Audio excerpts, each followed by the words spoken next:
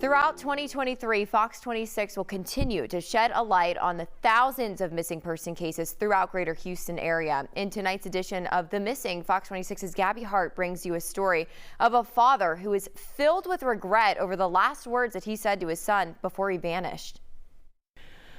Well, the last time LaPerry Williams saw his son, they got into a heated argument.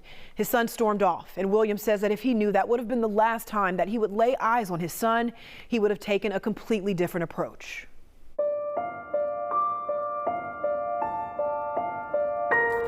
I should have handled that a whole different way. In November of 2019, 28-year-old LaPerry Williams Jr. called his father LaPerry Sr. He told me I need to get my mother out of Houston. I got some people mad at me, and I was like, why? Who? Why? And who? And he was like, well, nah, I'm gonna try to take care of it, don't worry. The phone call was so concerning that his father drove 3 hours from where he was working to sit down and talk with his son. That's when LaPerry Jr. showed him a creepy text message that someone sent.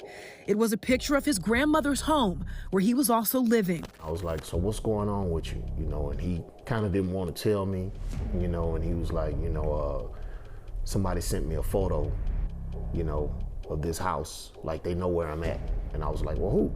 You know, so he still, again, he didn't want to tell me. LaPerry Sr. grew frustrated that his son wouldn't tell him what was going on. And in his frustration, he told his son that he didn't want him staying under his grandmother's roof. All I was thinking about was my elderly mother. LaPerry Jr. angrily walked away from the home, which was near Ridge Creek Drive and South Post Oak Road in Fort Bend County. That was one of the first times that I ever seen him get really mad. He and his father texted a bit after that altercation. LaPerry Jr. told his dad that his phone was dying and that he was going to find a charger.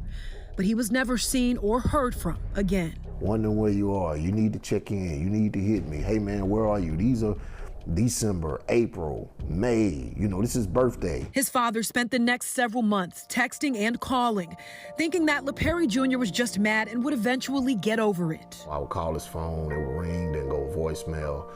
I would try to text him, you know, I would go to his job. I went to his job. He didn't work there anymore.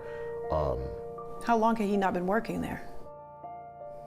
At that time, they told me a couple of months, but I didn't know that. You had no idea? No, I thought he was still working. But in March of 2020, after 4 months had passed, LaPerry Sr. knew something was wrong, and he filed a missing persons report. What took so long? Because I was thinking he was going to, you know, come back. You regret the way you handled it? Very much, every day. LaPerry Sr. says his son was an introvert. He never partied and didn't have many friends. But he started working at a local restaurant about a year before his disappearance. And that's when he started hanging out with some of his coworkers and staying out late. Do you think that your son got wrapped up with some bad people? Yes. In February of 2021, a detective contacted LaPerry Sr. and asked for dental records after a body matching his son's description washed up in Galveston. Immediately after, the 2021 ice storm hit, and LaPerry Sr. waited weeks to hear back. I wouldn't wish that on nobody. The body found in Galveston was not LaPerry Jr. But as the months flew by, LaPerry Sr. was starting to lose hope. That is until May of 2022, when a letter came to his mother's home addressed to LaPerry Jr. It was from an apartment complex in Tampa, Florida. The letter was an effort to collect rent that was never paid. 2021. So I'm thinking, okay, 2 years. Okay, so he alive. So I didn't even think about him owing money. I just thought that we got some type of lead, finally. Do you think that someone stole his identity, or do you think it was actually your son? I think it was my son. Houston detectives went to check it out, and they told LaPerry Sr. that the apartment looked as though squatters had been living there. And after 4 years, there's still been no real leads on what became of LaPerry Jr. His father says his search and his restless nights won't end until he has that answer. I can't enjoy my life until I know what's going on with him. LaPerry Sr. is offering a $5,000 reward out of his own pocket.